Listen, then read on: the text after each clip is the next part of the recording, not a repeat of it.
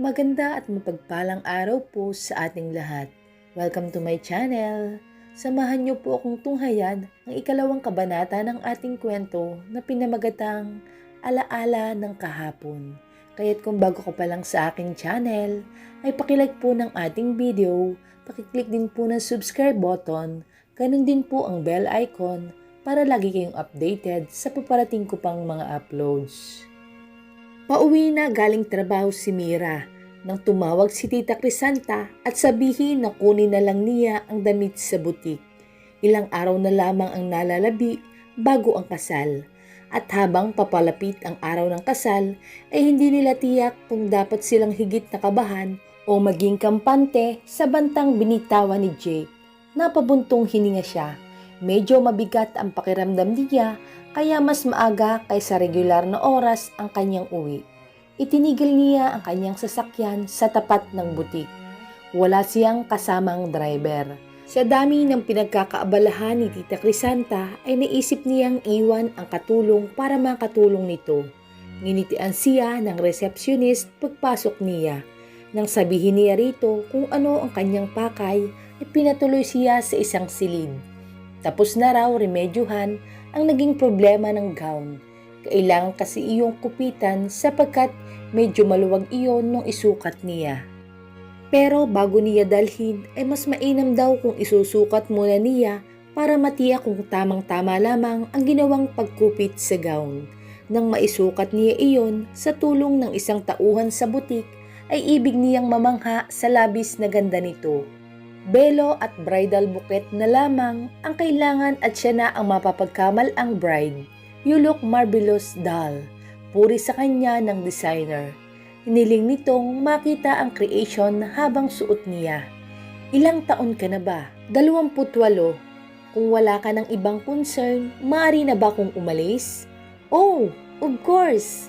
Tinawag niya ang isang tauhan nito bago lumabas ng fitting room. Sinubukan niyang alisin ang hook sa likod ng gown, ngunit hindi niya iyon maabot. Kailangan talaga niya ng tulong. Pinasadahan uli niya ng tingin ang sarili sa harap ng salamin. Kaibig-ibig, iyon mismo ang naisip niya nang maunahan siya ng isang tinig mula sa kanyang likuran. Bahagyang ng laki ang kanyang mga mata. Jake, wala bang nagsabi sa iyong bawal isuot ang wedding gown bago ang kasal? Tiningnan ni Jake ang refleksyon nila ni Mira sa salamin. She looks so damn lovely. We'll make a beautiful pair, don't you think? Nagulat si Mira nang ipulupot ni Jake ang isang braso sa baywang niya. Anong ginagawa mo rito? Sarkastiko niya itong initian sabay kindat mula sa salamin. What do you think? I don't have time for mind games, Jake Eliseo. Mas lalong hindi ako. Lalo niya itong hinapit na sinubukan nitong magpumiglas. Gusto ko sanang isipin na ikaw pa rin ang dating Mira na nakilala ko noon. But you're not. You've changed. Especially your eyes. Ang mga mata nito ang pinakamagandang feature sa mukha niya. Bagaman naroroon pa rin ang katangiang iyon ay tila kakaiba na ngayon sa mga mata nito. Tila nababalot iyon ng kalamigan. Gayunpaman ay hindi niya maiwasang mapansin kung paano ito naging isang napakagandang babae.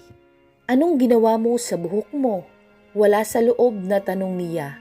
Kusang umangat ang isa niyang kamay at parang may sariling isip na sinuklay ng mga daliri ang malambot na buhok nito.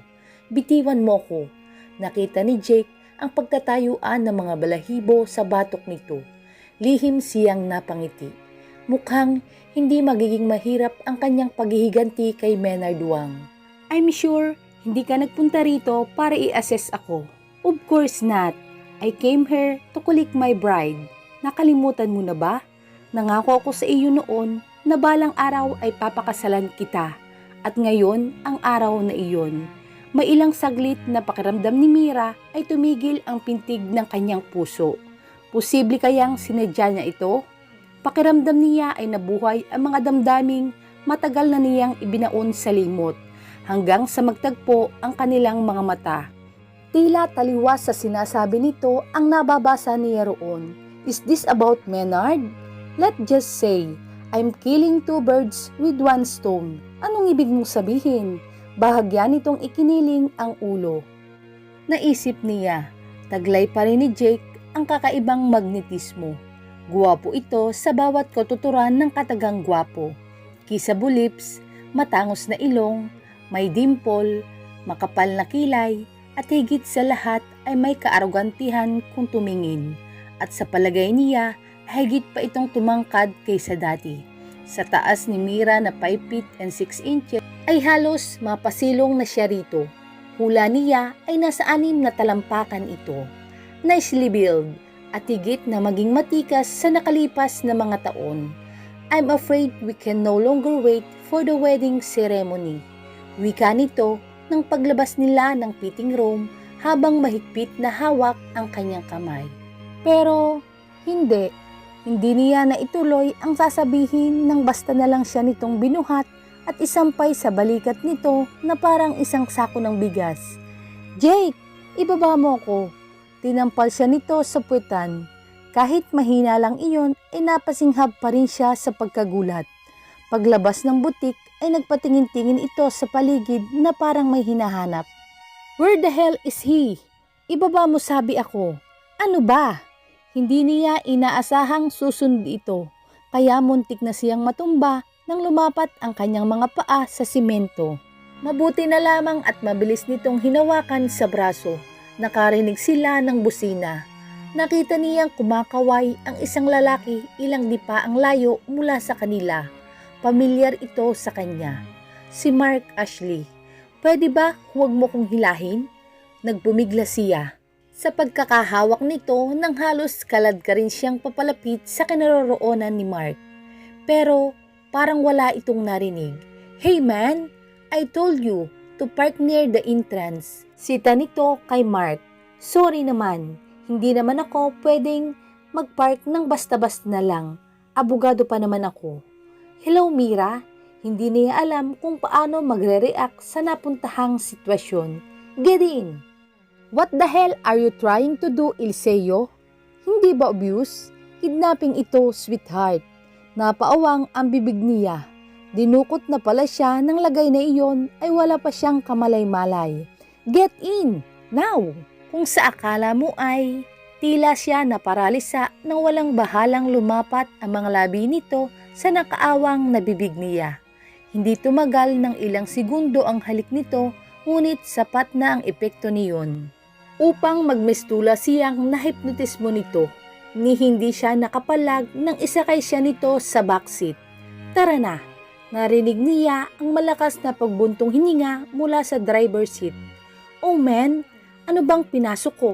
Reclusion temporal, right? 12 years of imprisonment. Go ahead. Pero alam mo ba kung anong parusa ng principal suspect? Sabi ni Mark nang buhayin ng makina ng sasakyan. Reclusion perpetua ng walang piyansa.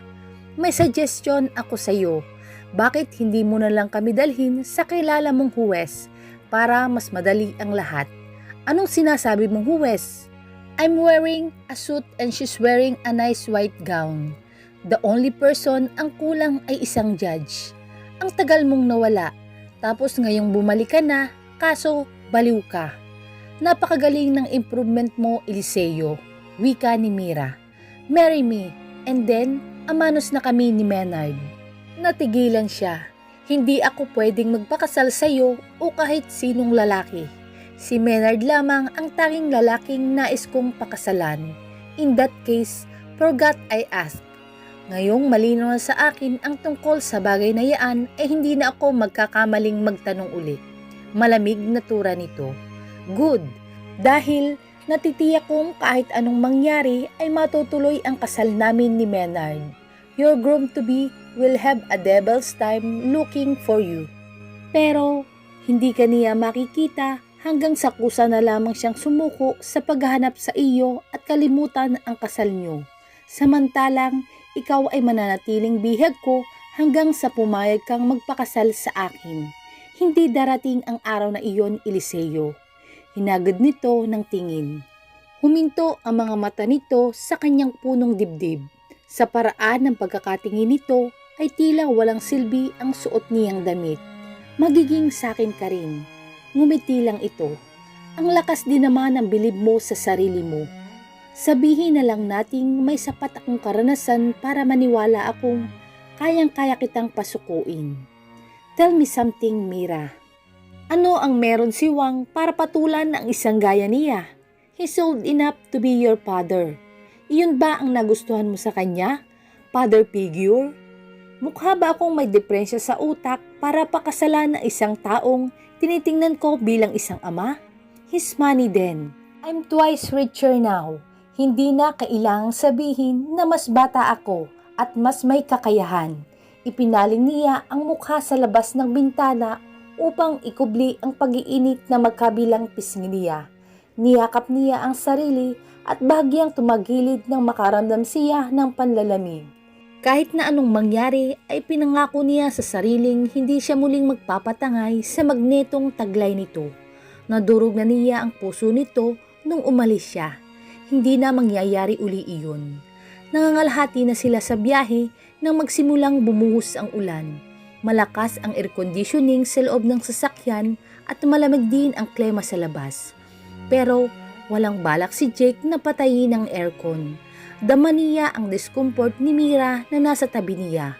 Kumpara sa kanila ni Mark, mas komportable sa malamig na klima ang kanilang suot dahil pareho silang naka-business suit. Kagagaling lang niya sa isang business meeting habang si Mark ay may hearing sa kaso kanina. If you're cold, you are welcome to share my body heat. Himig panunodyo, ngunit seryosong wika niya kay Mira. Magiging mainit at komportable kung yayakapin siya nito. Pero hindi siya tiningnan ni Mira. Umayos pa ito ng pagkakaupo at itinaas nito ang mga paa sa upuan at lalong isiniksik ang sarili sa tabi. Suit yourself, napipikong sabi niya. Nakadama siya ng pagkainis sa kawalan ng reaksyon nito. Pero hindi niya maiwasang humanga sa kanya. Sa kanyang mga mata, siya ang larawan ng pagiging perpekto. Ang kanyang mga labi ay masarap, puno at halos kasing tukso ng kanyang dibdib. Marahan siyang nagbuga ng hangin. Hindi man lang siya nagalaw, ngunit dama niya ang pagkapukaw ng damdamin sa simpleng pagmamasid dito. At may palagay siyang garon din ang epekto nito sa ibang lalaki o kay Maynard. Nagngangalit ang mga bagang niya. Hindi niya maiwasang isipin kung hanggang saan umabot ang relasyon ng mga ito. Damn him! Once again, he had betrayed his trust. Ibibigay niya rito ang lahat ng paghihirap na idinulot nito sa kanyang ina. Dapat din itong magdusa at si Mira ang sasagot sa lahat ng iyon. Muli niyang tiningnan ang dalaga. Natigilan siya nang mapuna ang pagkukulay ubi ng kanang braso nito. Napatuwid siya ng upo. Napapitlag ito ng hawakan niya. Agad din niya itong binitiwan na parang napaso. Tiningnan niya ito ng matalim na tingin at hindi niya ito masisisi. Madalas ka bang mabugbog ng ganyan? Masyado naman yatang mabait para sa isang kidnapper, Eliseo. Hindi niya pinansin ang sinabi nito. Ihinto mo ang sasakyan sa madadaanang butika. Sorry Jake, pero lampas na tayo sa kabayanan. Tahimik siyang napamura. Nilingon niya si Mira.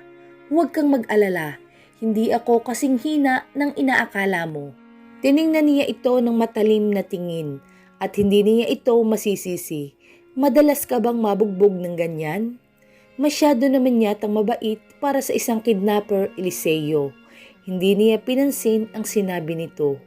Ihinto mo ang sasakyan sa madadaanang butika. Sorry Jake, pero lampas na tayo sa kabayanan. Tahimik siyang napamura. Nilingon niya si Mira. Huwag kang mag-alala, hindi ako kasing hina ng inaakala mo. Malamig na sabi nito. Mabuti, iyon talaga ang inaasahan ko. Balak mo ba kaming patayin sa gutom, buddy? I was thinking about it. Tugon ni Jake kay Mark. Tumawa ito. Magdesisyon ka na bago pa tayo lumampas ng Marby's restaurant. Napabuntong hininga siya.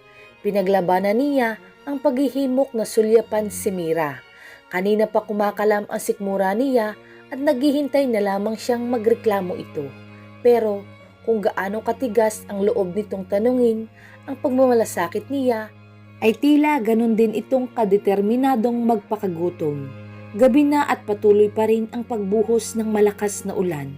Mabuti na lamang at 24 oras ang suki nilang kainan ni Mark kapag bumibisita sila sa farm ng lipa. Ako na lamang ang kukuha ng pagkain nating Mark, wika niya sa kaibigan nang tumigil sa tapat ng restaurant. Bago bumaba ay hinubad niya ang suot na black suit jacket at iniabot kay Mira. You've been freezing to death pero palagay ko ay mas pipiliin mo iyon kaysa magmakaawa. Puno ng disgustong saad niya. Isuot mo iyan o kung ayaw mo naman ay pwedeng-pwede akong gawin para sa iyo. Dagdag niya. Hinablot niya iyon sa kanya. Napangisi siya. Epektibo pala rito ang banayad na pagbabanta. Ilang minuto nang nakaalis si Jake ay nagngingit-ngit pa rin si Mira. Habang bumabiyahe ay sinikap niyang tandaan ang mga lugar na dinadaanan nila. Wala siyang balak na manatili ng matagal na kasama si Jake. At ayaw man niyang aminin sa sarili ay natatakot siyang matibag nito ang yelong ibinalot niya sa kanyang puso. Sa kabilang banda ay hindi siya magtatangkang tumakas. Hindi pa, hanggang matiyak niyang kasal na si Tita Crisanta at Uncle Menard. Saka pa lamang siya gagawa ng paraan upang makaalis sa puder nito. Para sa iyo, ipinabibigay daw ni Jake. Nang tingnan niya ang ibinigay sa kanya ni Mark ay nagsalubong ang kilay niya. Ice pack, isang binatilyo ang nakita niyang tumatakbo pabalik ng restaurant. Iyon marahil ang naghatid. Thank you, napangiti si Mark. Nginitian din niya ito. Sa kabila ng ginawa nitong pagtulong kay Jake para dukutin siya, ay wala siyang makapanggalit para rito. Dalasan mo ang pangiti at baka sakaling magbago ang isip ng kaibigan ko. Hindi mo siya dapat kinukonsinte. Alam mo namang mali ang ginagawa niya. Abogado ka pa naman. Through thick and thin ang friendship namin. Kahit pa yata mataas na tao ang binalak niyang dukutin ay sasamahan ko pa rin siya. Kahit na manganib ang propesyon mo, kahit na manganib ang buhay ko, nawalan siya ng gibo. Pagbaling niya sa restaurant ay tumaas ang isang kilay niya. Palabas ng restaurant si Jake dala ang pinamiling pagkain nang makita niyang humahabol dito ang isang seksing babae na dala ang payong. Maganda ang babae at obvious ang asset sa suot na pwede denim microshort at black na crop top. Kung siya ay halos nangangaligig sa loob ng sasakyan, ang babae ay mukhang init na init sa gitna ng malakas na ulan. Oh, here's come trouble. Bago pa niya matanong kung ano ang ibig sabihin ni Mark, ay mabilis na nitong pinaandar ang kotse at sinalubong ang dalawa. Kitang-kita niya ang pagliliwanag ng mukha ng babae nang makita ang abogado. Wala rin itong hiyang yumakap sa binata kung mabasa pareho ang mga ito ng ulan. Si Jake ay tinakbo na lamang ang nalalabing distansya mula sa sasakyan. Heto kinuha kita ng mainit na sabaw. Inabutan siya nito ng coffee cup na may takip. Maaari na tayong magsimulang kumain. Mamaya patiyak pakakawala ni Joyce si Mark. Nang lingonin niya ang dalawa sa ulanan ay wala na ang mga ito. Gusto niyang itanong kay Jake kung ano ang kaugnayan ni Mark sa babae, ngunit minabuti niyang hindi na lang mag-usisa. Tahimik silang kumain. Nangangamba tiyak ang mga ito na gumawa siya ng eksena kung sa loob ng restaurant sila kakain. Walang idea ang mga ito na wala siyang balak tumakas. Pansin niyang matamang nakatingin si Jake sa kanya. Anong... Hindi niya natapos ang sasabihin nang basta na lamang nitong abutin ang kanyang mukha. May kung ano itong pinahid sa gilid ng kanyang mga labi. Ketchup. Namula ang pisngi niya. Mukha sa labis ng gutom niya ay hindi na obserbahan ang kinikilos nito. Thanks. Don't mention it. Nang maisip ang kanyang sinabi ay biglang nagsalubong ang mga kilay niya. Bakit nga ba siya nagpapasalamat dito? Nag-iwas ng tingin si Mira nang magpalit ng kasuotan si Jake sa tabi niya. Ibinalik niya ang tingin sa labas ng bintana. Hindi niya gustong sulyapan ang matipunong dibdib nito na may pinong balahibo. Ni hindi napansin ang pagpipigil niya sa paghinga. Samantalang mahigpit ang pagkakakapit sa business suit nitong nakabalabal sa kanya. Nakapagbihis na rin ng faded jeans at white t-shirt si Mark. Sa hunting lodge mo na lang kami ihatid, Mark. After that, ay pwede mo na kaming iwan dalawa. Nang lingain niya si Jake ay nais kilabutan sa nabasa sa mga mata nito. Parang mas kampante siya kung naroon si Mark kaysa ito lang ang kasama niya. Hindi nakaligtas sa kanya ang nag-aalalang sulyap na ibinigay ni Mark. Nagkunwari siyang hindi apektado. Ano pa ba ang pinakamalalang pwede nitong gawin sa kanya? Patayin siya? Kung makagagaan iyon sa kalooban nito, ay buong puso niyang ibibigay ang kanyang buhay. Pagkalipas ng 3.5 oras ay narating na nila ang hunting lodge. Malalim na ang gabi o baka nga paumaga na. Hindi niya matiyak dahil masama ang panahon. Binuksan ni Jake ang pinto ng sasakyan sa tabi niya. Ni hindi halos niya maaninag ang hitsura ng hunting lodge na sinasabi nito. Naglabas ng flashlight si Mark. Ito ang nag-ilaw sa kanilang dinadaanan. Habang nakahawak si siko niya si Jake, umakyat sila sa 4 na baitang. Lumangit-ngit ang pinto pagbukas ni Jake niyon. "Welcome to our new home, Miss Aliador," wika ni Jake sa kanya. "Home? Hindi kaya mas akma ang salitang selda?" "How right you are, sweetheart." Sinindihan ni Mark ang isang malaking ilawan na nakasabit sa gitna ng sala. Pahapyaw niyang inilibot ang mga mata sa paligid. Anahaw na salasalabid ang bubong at ang mga salon nito ay yari sa troso. Ang dingding at sahig ay katawan din ng anahaw. Sa parehabang espasyo ay nagsama-sama ang komedor at kusina. Kaunti lamang ang gamit na naroon. Ang lamesa sa komedor ay parang hinati sa malaking katawan ng isang higanting puno na ang suporta ay anyong nakadapang sanga. Napapagitnaan iyon ng 2 mahabang bangko na nakapik sa dingding. "Pwede ka nang magpahinga rito, Mira. Alam kong pagod ka pagkatapos ng mahabang biyahe natin." Magaang tono na sabi ni Mark na itinulak ang isang pinto na tila nag-iisang silid sa lodge. Halos pabulong lamang siyang nagpasalamat dito bago pumasok. "Hanggang saan mo paabutin ang kalokohang ito, Jake? You know, I would die for you.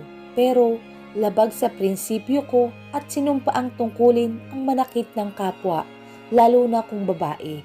Ibig matawa ni Jake sa mahabang litaniya ng kaibigan. "Halika pare, alam mo kung ano ang ibig kong sabihin. Walang kinalaman si Mira sa lahat ng ito. Ang lahat ng ito ay hindi patas sa kanya. Ano ba sa palagay mo ang gagawin ko sa kanya?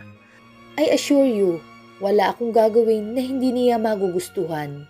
Nahahati ang loob niya sa iritasyon at pagkaaliw sa iniakto ni Mark.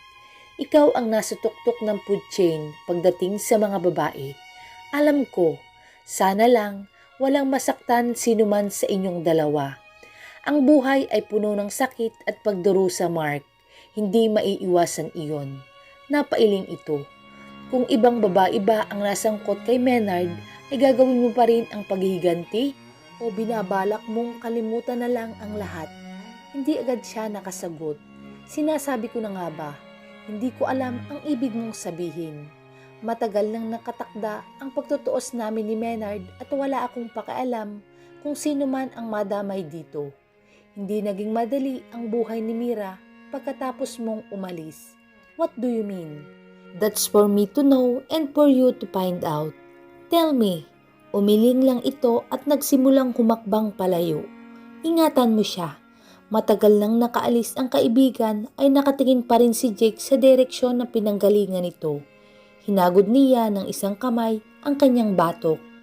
Kung intensyon ni Mark na guluhin ang isip niya sa mga sinabi nito ay nagtagumpay siya. Tinungo niya ang silid.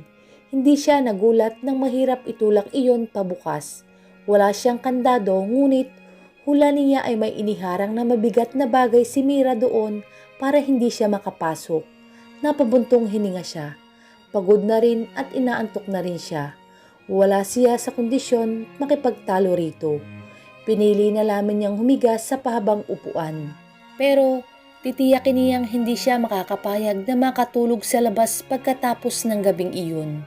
Amoy pritong pork chop ang unang sumalubong sa pang-amoy ni Mira pagkagising niya. Sa labas ng lodge ay dinig niya ang patak ng ulan. Bumangon siya. Binuksan ang magahugpong na bintana ng silid. Umaga na pala. Napahawak siya sa kanyang tiyan nang biglang kumalam. Napasulyap siya sa pinto. Sarado pa rin iyon. Naiharang niya roon ang isang mababang kabinet. Bagaman magpumilit si Jake na pumasok sa silid, ay alam niyang kayang-kaya nitong ibuwal iyon. Dahan-dahan niyang itinulak ang dating pwesto ng mga muebles. Bahagya niyang iniawang ang pinto. Walang tao sa sala. Unti-unti niyang niluwagan ang pagbubukas ng pinto.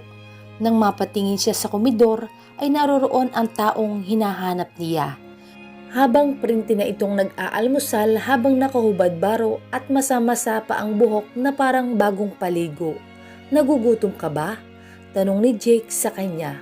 Sasagot sana siya ng oo nang mapansin niya ang pagtaas ng sulok ng kanyang bibig. Kinuha nito ang umuusok na aluminum cup bago umupo pasandal sa dulo ng upuang nakadikit sa dingding.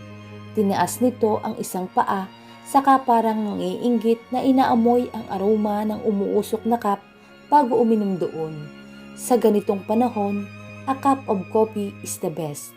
Muntik na siyang napaismid.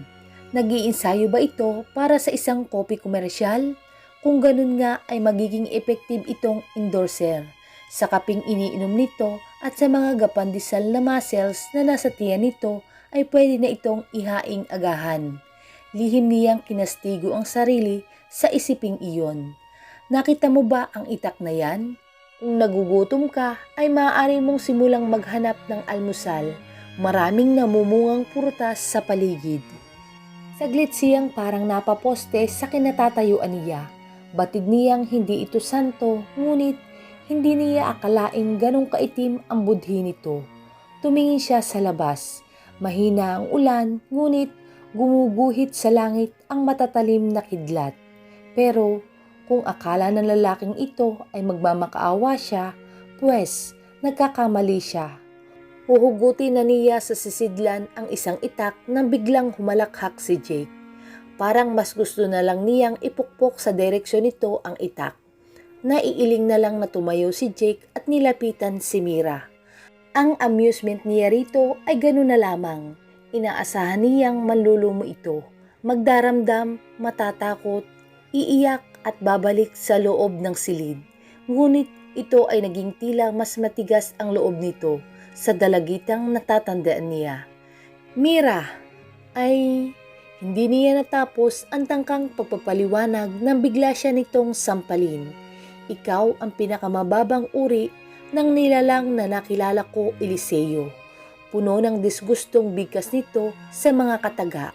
Siguro nga, nadama niya ang pisngi na mainit-init pa sa pagtanggap na sampal. Ang bigat pala ng kamay mo. Aminado siya sa sariling kasalanan niya ang nangyari. Alam mo ba na ikaw pa lang ang unang nakapagbuhat ng kamay sa akin? Sarkastiko nitong ngiti. Ikinararangal kong malaman iyan. Ingat lang, Mira. Baka next time ay hindi ko na mapalampas iyon. Hindi ako magugulat kung pagbuhatan mo ako ng kamay, Eliseo. After all, parte iyan ng pagiging ikaw. Napahalakhak siya at napangisi. Mula sa mukha nito ay marahang bumaba ang tingin niya sa umaalong dibdib nito. Tiningnan siya nito ng matalim habang tumalikod at pumasok sa silid. Naiiritang naihilamos niya ang dalawang kamay sa mukha. Pagkatapos niyang sabihin dito ang hamong kayang-kaya nitong pasukuin at ayon ay pulos ang galit sa ginawa nito. Paano pa niya ito mapapaamo? Pagkatapos na maikling pakipagtalo sa sarili, ay sinundan niya ang dalaga sa silid. Naupo ito sa gilid ng papag. Nakabalabal dito ang coat na ipinahiram niya rito. Ilang ulit itong bumahin. Ayos ka lang ba? Nang tangkang dadami niya ang noo nito, ay mabilis itong umiwas. Wala akong sakit. Wala pa. Ngunit kung magpapabaya ito, baka magkasakit ito. Tulad niya, nabasa rin ito ng ulan nung nagdaang araw. Nakatulugan na marahil nito ang basang ulo. Ni hindi man lang ito nakuha magpalit ng damit. May mga damit akong naiwan dito. Pwede kang maligo at magpalit kung gusto mo. Maputik na ang gown na suot mo. Wika ni Jake kay Mira. Hindi ito nagsalita. Sige, iiwan muna kita. Ang totoo, hindi ko kayang hubaring mag-isa ang damit ko. Bakit hindi mo agad sinabi? Turn around. Tutulungan kitang tanggalin iyan. At dito na po nagtatapos ang huling kabanata ng ating kwento at sana'y muli niyo po akong samahan sa susunod ko pang mga uploads. Maraming salamat po.